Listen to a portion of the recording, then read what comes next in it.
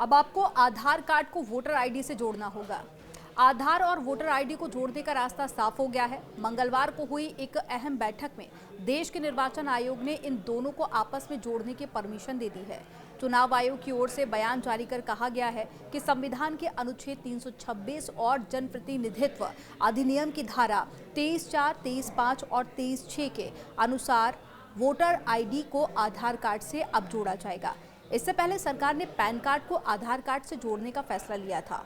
उम्मीद है कि अभी तक आप लोगों ने भी पैन कार्ड को अपने आधार कार्ड से लिंक करवा लिया होगा।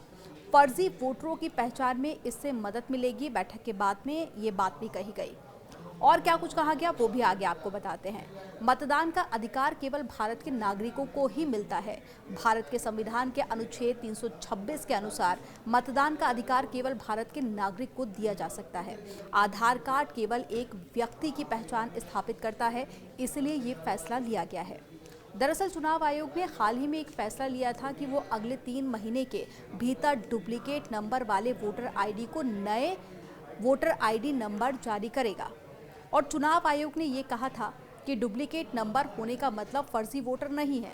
आधार को वोटर आईडी से जोड़ने के पीछे का जो मुख्य कारण है वो है वोटर लिस्ट में गड़बड़ी को दूर करना और उसे साफ सुथरा बनाना। चुनाव आयोग का मानना है कि इस कदम से फर्जी वोटरों की पहचान करने में काफ़ी मदद मिलेगी। अक्सर आपने देखा होगा कि राज्य सरकार के इलेक्शन हो, विधानसभा या फिर लोकसभा इलेक्शन हो, उस वक्त ये एक मुद्दा काफ़ी ज़्यादा गर्माता है कि फर्जी वोटरों ने वोट दिया और जब कभी रिजल्ट आते हैं उसके बाद में भी ये मुद्दा काफ़ी दिनों तक गर्माया रहता है कि फर्जी वोटर गए थे वोट डालने के लिए, इसलिए जो कैंडिडेट वहाँ से जीता होता है उसको लेकर इस तरह की बातें भी कही जाती है। तो चुनाव आयोग पर एक प्रेशर रहता है कि जो प्रक्रिया है उसको पारदर्शिता बरकरार रखी जाए। इसके चलते ये फैसला लिया गया है। आधार को वोटर आईडी से जोड़ने के पीछे दूसरी वजह ये भी है कि इससे फर्जी वोटिंग पर लगाम लगाई जा सकती है। इस व्यवस्था के अमल में आ जाने के बाद में एक व्यक्ति के कई जगह पर वोट डालने की जो संभावना है वो पूरी तरह से खत्म हो जाएगी और चुनावी प्रक्रिया और भी ज़्यादा पारदर्शी हो सकेगी। लिंक करने की प्रक्रिया क्या है? अब आपके मन में सवाल होगा कि आखिर दोनों को लिंक कैसे करना है, ऑनलाइन करना है, ऑफलाइन करना है। अगर ऑनलाइन करना है तो कैसे हम इसके लिए अप्लाई कर सकते हैं, तो इसको लेकर जानकारी दी गई है।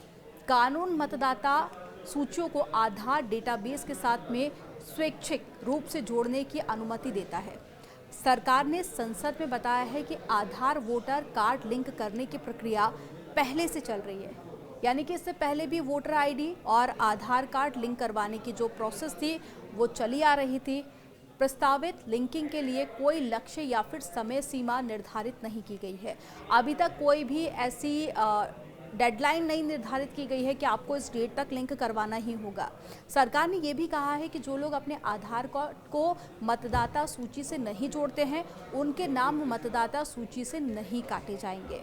तो ये सारी जानकारी अभी तक दी गई है। अगर इसके आगे भी कोई अपडेट आता है तो सबसे पहले न्यूज़ 18 आप लोगों के साथ में शेयर करेगा। फिलहाल इस वीडियो में इतना ही।